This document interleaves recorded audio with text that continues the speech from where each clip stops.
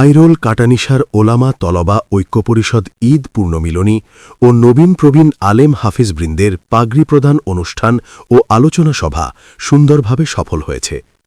পরিষদের সেক্রেটারি হাফিজ মাওলানা শাফি উদ্দিন আইরোলির সঞ্চালনায় আইরোল কাটানিশার ওলামা তলবা ঐক্য পরিষদ 2026 ঈদ পূর্ণমিলনী অনুষ্ঠানে পরিষদের সভাপতি শাইখুল হাদিস মুফতি নুরুল ইসলাম আইরোলির সভাপতিত্বে আল্লামা সিরাজুল ইসলাম রাহিমাহুল্লাহকে দেখেছি কিন্তু বায়াত গ্রহণ করতে পারি নাই।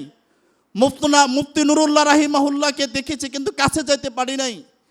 আমি বলবো আমরা যারা এখানে যারা আছি সবাই হযরতের কাছে বায়াত গ্রহণ করবো ইনশাল্লাহ। করবেন তো ইনশাল্লাহ?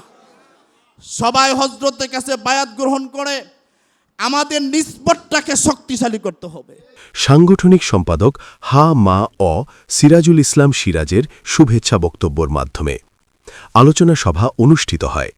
প্রধান অতিথি আল্লামা মুফতি মুবারকুল্লাহ সাহেব, বিশেষ মেহমান সমাজসেবক জনাব আব্দুল মালেক সাহেব, বিশেষ অতিথি আবুল কাশেম হাশেমি সাহেব, প্রিন্সিপাল আইরুল ইসলামিয়া মাদ্রাসা, মুফতি আনোয়ার বিন মুসলিম, জামিয়া ইউনুসিয়া ব্রাহ্মণবাড়িয়া, প্রধান উপদেষ্টা মাওলানা শাফিউল্লাহ সাহেব।